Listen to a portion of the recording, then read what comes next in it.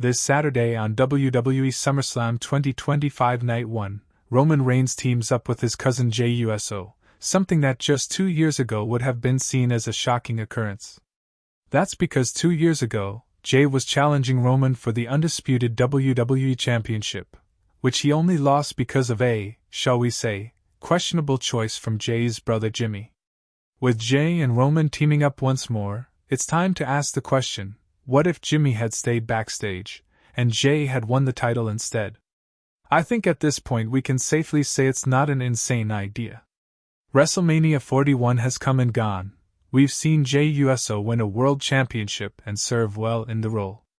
The weird thing, though, is it didn't really seem like an insane idea at the time, either. Jey had just gotten a pinfall victory over Reigns at Money in the Bank, becoming the first man to pin the champion in 3 years. More than that, Reigns had slowly been losing the support of the Bloodline, the family group that had been propping up his reign almost the entire time. Jey himself was a former member, his brother Jimmy Uso was also out, as was honorary Us, Sami Zayn, and the Usos had been working on the final member, Solo Sikoa, in the lead-up to SummerSlam. Reigns had finally lost the protective shield of his family. And even beyond that, it just seemed right. Roman's title reign had been about Jey almost from the beginning.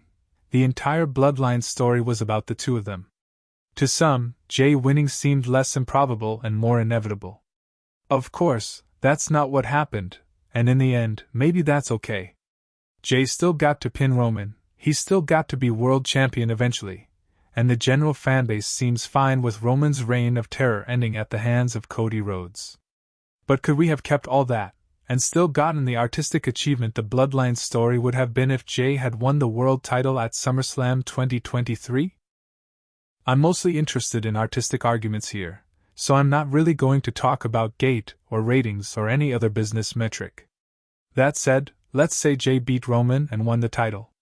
Say instead of interfering on Roman's behalf, Jimmy interferes on Jey's behalf, and Solo turns on Roman too. Roman's family has always been the difference maker, after all.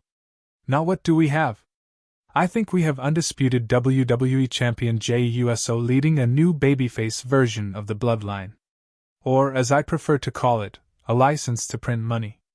I think a lot of things that happened to Jey in late 2023 could honestly still be incorporated after his title win.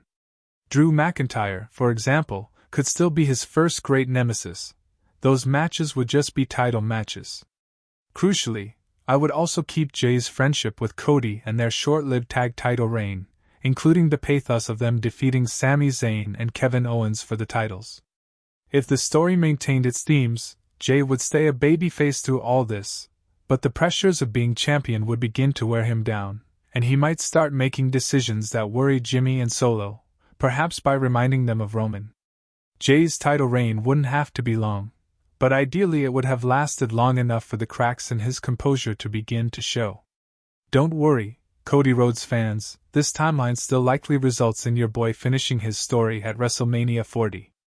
In this version of events, however, instead of rehashing the one thing he and Roman Reigns have in common yet again, their relationship with Dusty, which is basically all anyone wants to talk to Cody about, Cody has to honor his father's legacy by defeating his friend, Jey Uso, a man who is rapidly crumbling under the weight of the title.